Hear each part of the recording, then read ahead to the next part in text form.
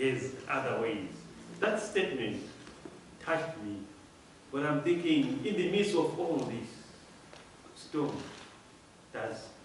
do we really have other ways that we can run?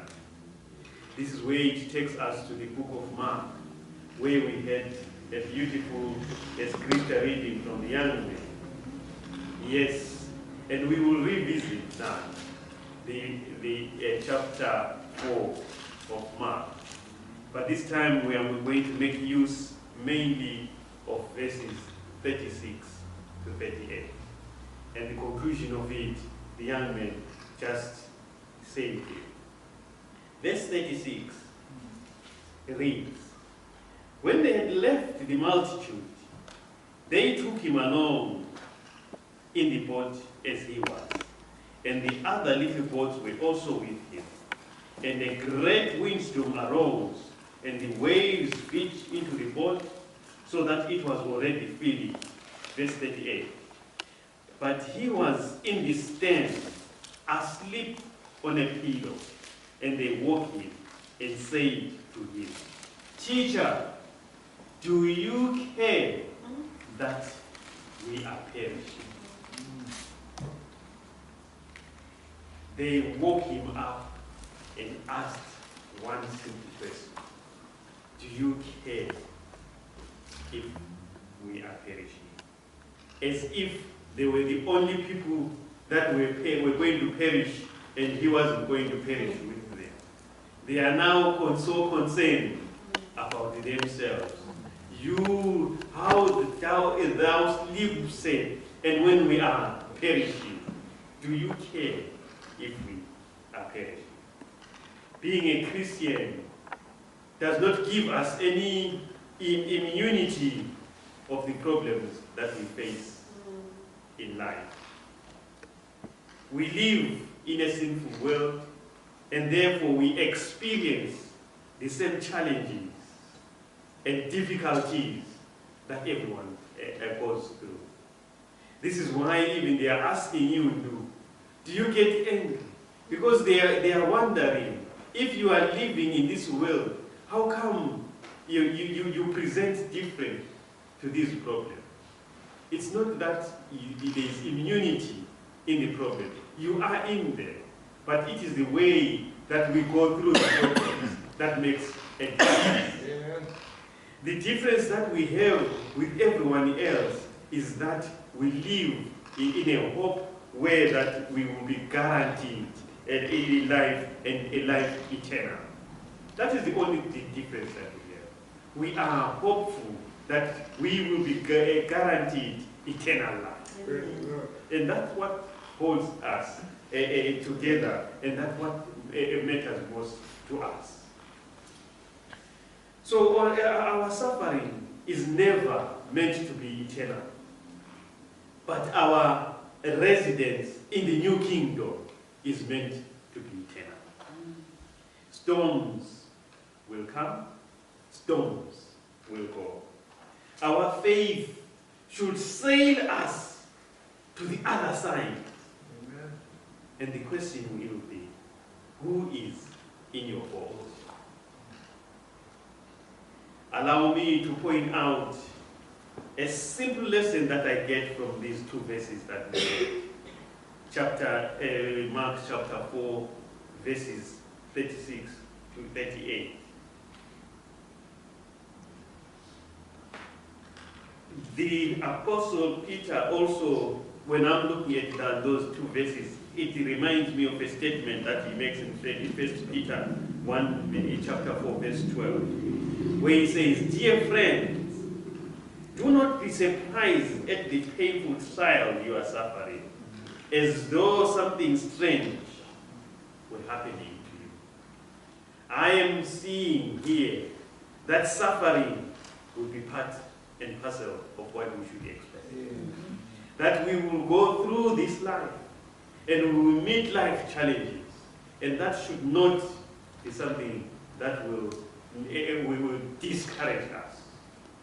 If things will happen in workplaces, we will prepare our speech, my dear sister, and prepare to present this speech Because we live in a world that is like that.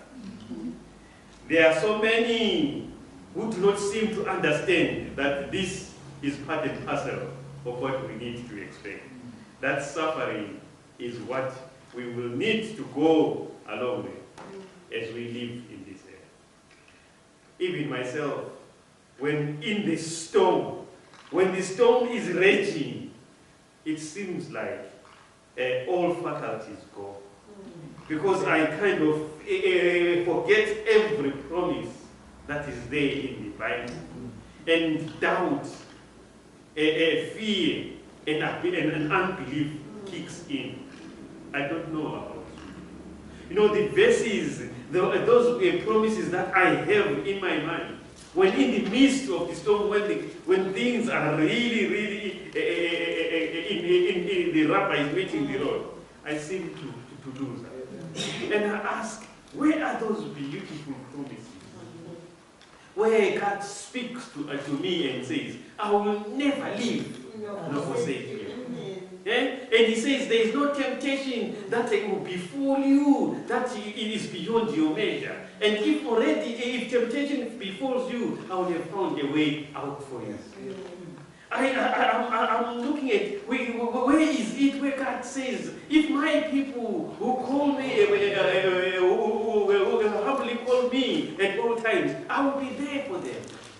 In that course. And I say, where is those promises where God says, call me in time of trouble, and I will be there. Amen. Amen. Fear, doubt, and unbelief kicks in. And this is why we need to pray and say, Lord, help our unbelief. Paul asks his fellow brethren, when he comes back into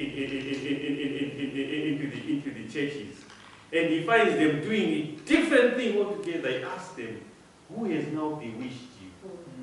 Who bewitches us to the point that we forget that the Lord is so good to us?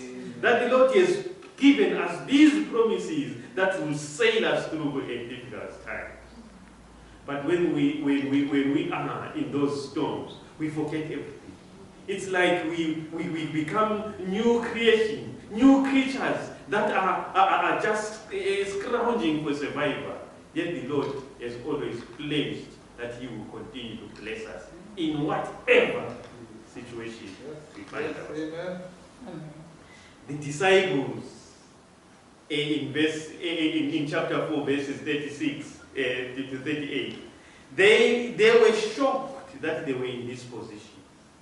They ask, Lord, you don't care that we are perishing. I'm sure this is not just a disciple question, but it is a question that you and I have asked when we are in this storm. And we don't get to see that the Lord is walking next to us. Amen. We are so clouded and engrossed by the storm to the point that all faculties go. You don't care that we are perishing. Yet endurance and faith should be things that we should be holding on to at that point. And these are the only possible things that can sail us, because these are the promises that come straight from the God. And His faithfulness will sail us through all those promises. The Bible says, we have this hope as an anchor for the soul, firm and secure, in Hebrews 6, verse 19. That should be enough to propel us through the storms that we live. This is why we will talk about this, because these are practical things. Each and every one of us here has been in one storm, one way or the other. But continue to call upon those promises as you are in this storm. God will see you out of those. Because He says, I will not let temptation that is beyond your control before you. When temptation God does come your way, I will have already find a way out. But you are there, clinging to that stone, forgetting that the Lord is saying he has already found you. All you need to be wrestling is, Lord, show me the way. And the Lord will lead you gently out of that stone. Rough as it is, rugged as it is, challenging as it is, he will hold you by his hand, and to the other side. Who is in your boat? The Lord has always been good. But the fact is that, even as we speak now, as we speak even today, there are some people in whose life the storm is raging. This is it's not a secret. Some people even they have made it to this place, but the storm is raging in their lives. For some, it could be the death of a loved one. They are agonizing. They can't seem to get a sense to what is happening. For some, it could be financial, where you are looking for a job and things are just in 6s and 7s. Things are not adding up at all. You find you can't make ends meet. Even for some, they are in a job, but even though in a job, you have to plow in 60, 70 hours a week because things are not adding up. We are in a storm. For others, it is the health issue for the self or for a close relative. You are visiting a hospital day in, day out. You see people queue in queues, and you are wondering until when people are going through a storm. For some, it is the battle against that condition, the dreaded condition, cancer. If at all you have a relative who have gone through that, you know what it means because you see it every day. It's something that they kind of devastate and hurt and challenge and trouble us all the time. Master, the tempest is raging. Storms come left, right, and center. At times, you will have tried to be a good person, to do the right thing, and yet you feel like you are sinking. Therefore, you come to a point in life where you have more questions than answers. Like the disciples, then you want to know, Jesus, do you care if I travel? Are you really aware of what I am really going through? At times when we are in those storms, you ask if the Lord is aware of the agony that you are in. Because you cannot see any way forward. To you, that is the end of the road. Matthew and Luke, in Matthew 28, 25 and Luke 24, the disciples are crying out there. They are crying out in one question with one voice. They are asking, Lord, save us. I am going to drown. We are going to drown. It's not a cry for help when we find ourselves in that situation. Because we are crying to the Lord who says, if let you not be troubled, and come to me, all you labor and are heavy laden, I'll give you rest. He says, you do not have to worry about these things and worry with these things on your own. He says, give them, and to me, I'll take care of them. But what do? We want to carry our burdens ourselves. We want to say, Lord, we can manage situations ourselves. And this is where it hits us hard. When the Lord is saying, actually, bring them over to me, I'll carry. A lady gets is carrying her luggage and she's waiting for the bus. The bus is coming and she is still carrying her luggage. And she gets into the bus and she's still carrying her luggage. And people are pitying her. Dear lady, why don't you put your luggage down now that you're on the bus? But that's what we do. We want to carry our luggage ourselves and carry the luggage even when we are in the bus. The Lord says, all ye that labor, come to me, I'll give you rest. Take off your luggage and leave it to the Lord. And the Lord will manage situations for you. They are crying, the disciples, they are saying, Lord, Lord, save us. We are drowning. Yes, I am sure they said more than that. And because in frustration, or you go for anything, you are frantic, even in your words, you say more than that. The cry, I think the writer was economic in terms of what they say. But the main thing, they asked the Lord to save them. They were in the storm. They were frightened. And they could not understand why they were in that situation. The storms in their life. The storms ravage our life. And they can be devastating. And at times, we just are so quick to conclude. And at times, we are so quick to find the meaning of why we are in the storm. And you ask people when they are in the storm, and you ask why somebody is suffering, you hear lots and lots of reasons that are unfounded. But I am here today to tell you what it does not mean when you are in the storm. When you are in the storm, it does not mean that God does not love you anymore.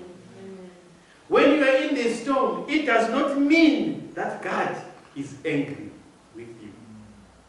When you are in the storm, it does not mean you are paying back for something that you did. Job was a righteous man. The Bible records that Job was a righteous man, but he went through a terrible storm. We have been in storms, but Job went through what we call a mother of storms. I don't know if of any, most of us we have experienced bereavement in one shape or one form or the other. But is there any of us here who have lost 10 children in a go? No. Is there anyone who has lost not everything that we ever had? Is there anyone who have lost even the trust of their dear wife? Never. Job went through what we call the mother of storms. But he said not to. He says, I know my Redeemer liveth. Isn't it? All these things may go. If this is not what defines me as a person. What defines me as a person is the relationship that I have with my Redeemer. Amen. That is what we should be having when we are in those storms. God is not toying with us. Sometimes, yes, the storms that we find in are self-made. But most of the time, many times, the storms just come because we live in a world that is sinful. But do not try and spend your time analyzing and assigning blame and trying to measure in that. You are measuring in minor. We live in a fallen world, and therefore we need to experience these things. Good and bad things will happen to all, including Christians, including you and I. We should expect good and bad things to happen. When God is good all the time, isn't it? Even in difficult times, God is good. The important thing is not to try to understand the reasons why storms come, but to be able to be prepared for the storms before they come to you. Amen. You need to have Jesus in your boat. Other than that, you are truly and truly perishing. This is why in this world there is so much a high rate of suicide. Because people have no hope. Blessed are we who know that there is a living God that can take us through the storm and out of the storm and into a kingdom that awaits us. It is very easy to make this life all about what is temporal. Life is not about temporal things. Life is about eternal things. Amen. God has made us for eternity. Yes, we may not experience it in the bodies that we have now, but God says He will give us bodies that will experience eternity when He comes. Amen. God has destined us for a kingdom, a kingdom that is eternal, where we will live and reign with Him eternally. The Lord explains that He has greater things for us in store. Turn to the First Corinthians, chapter 2, verse 9. God talks to us about the things that He has prepared for us. God talks to us about things that await us. God talks to us about a kingdom that is coming. He says, the eye has not seen it, nor the ear heard it, nor have it entered the heart of men the things which God has prepared for those who love Him. Amen. Brethren, God has prepared great things for us. God has prepared a kingdom for us. A kingdom that stands and stands forever. God has prepared for us a kingdom of peace, a kingdom trouble-free, a kingdom of hope, and a kingdom eternal. Yes, great kings have seen and reigned. The likes of Nebuchadnezzar, he was the greatest of them in terms of the kingdom. The Babylonian kingdom, if you mention it, you need to mention the king Nebuchadnezzar. But all those kingdoms, where are they? All those kingdoms are history. But God is promising us a kingdom that will stand and stand eternally. Amen. This is where my desire and your desire should be. To be part of that great kingdom that will be with the Lord when He appears and will be reign with Him eternally. Revelation tells me about this, and it says, as we are measuring, as we are going through the troubles and that we are experiencing on day to day, these things are purely temporal. Revelation chapter 21, verse 4. This is a very popular one, because God He talks about these worries that we say. He says they are temporal. Because there will come a day where God Himself will wipe every tear from their eyes. There shall be no more pain, no death, no sorrow, no crying. There shall be no more pain. For the former things will have passed away. The Lord has prepared a kingdom where we will not worry about the pain anymore. The suffering will be a thing of the past. And we will reign with Him eternally. The Lord says there is a great thing that is awaiting us. So we need to look at that. That our suffering today will be superseded by the joy that we will have when the Lord returns. This kingdom, it will give us joy to a point that we will forget the suffering that we ever suffered. You know, Mama, you were saying, my hip, these things you will forget. Because he says on the day when he comes, that crash, Mama, you will throw it away. And you like, and like a newborn baby. Amen. With fitness. The Lord is promising us. Amen. That the bunches and bundles of medication that we have in our drawers, those things we will throw them out of the window because we don't need it anymore. Amen. There comes a kingdom that gives us hope. A kingdom where we will be pain-free. No more suffering. You will not need any of this burial society anymore. The parlors, the funeral parlors will need to close.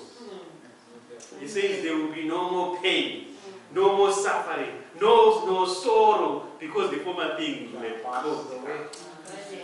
We look forward to the kingdom of God. Yes, he says every tear will be wiped away. And when we look forward to that, to me, it's the greatest thing that I've ever done. And this is why it keeps me, holding on, because I am saying these beauties that the Lord is put, I want to be in that now. I want to experience that. I've got some questions that I've answered that I want to ask the Lord. Because he says on that day, we will be able to ask, and we will have answers to every question. The kingdom of God is what we are looking for. Anything near related is not what we are looking for. The suffering will have gone. Like the mother who joyfully holds a new baby in her hands, she has forgotten all about the labor pain. And she looks at the baby, and you find she's smiling ear from ear. But that was not the case some 5 minutes ago before she delivered. The things that God awaits will supersede the suffering that we ever know. Let us look forward to that kingdom. It is a kingdom you and I should not miss. If we miss that kingdom, we have made a biggest blunder on earth. This is why John, in John 14, verse 1 to 3, he says, let me tell you something. Let your heart not be troubled. You believe in God, and you also believe in me. In my Father's house are many mansions. If it not were so, I would have let you know. So if I will go and prepare you a place, I want you to be where I am. Where? In the kingdom of God. This is why when I say, when I was asked to say, talk about the kingdom of God, I say, there is not a kingdom. I am looking forward to that because I don't want to miss out. The Lord has told me He's going to prepare a place. Amen. Brethren, greater things await us. This is why the Lord says to us, He has plans. He has plans to prosper us in this earth and plans to prosper us in the new kingdom. Praise the Lord. The kingdom of God is eternal. And this is a real, and it is what we should desire. Let us desire the kingdom of God and work for our salvation with fear and trembling. In Revelation 21, verse 2, John sees where he is given a vision of where we are destined. He is given a vision of where we are going. Revelation 21, verse 2. Then he says, then I saw a holy city, the new Jerusalem, coming down of heaven from God, prepared as a bride, adorned for a husband. The Lord has prepared us a great place. That place, it will be unfortunate, because if we were to miss out, it will be through our choice. The Lord has already destined us to make it into that new Jerusalem. My prayer this morning is, if there is anything God can do for us today, if there is anything that God can do for us today, is to have our names written in it. Amen. Is to have, so that when we will be one of the people that will embrace the beauty God is talking about. That's so that when you have embraced the beauty, we will be truly befitting citizens of the New Jerusalem. Yes, we long for that kingdom. That kingdom should be in our hearts. The world that we live in is not our home. Say, we have heard this over and over again. We are just pilgrims. We are passing through, isn't it? But we have a home somewhere. My dear sister, God is His other ways. That's what I got from the early sharing. God is His other ways, and His other ways is destined to the new kingdom. May God help us to that effect, so that He will remain faithful, holding on and clinging on to Him until He ushers us into the New Jerusalem. God bless you. Amen.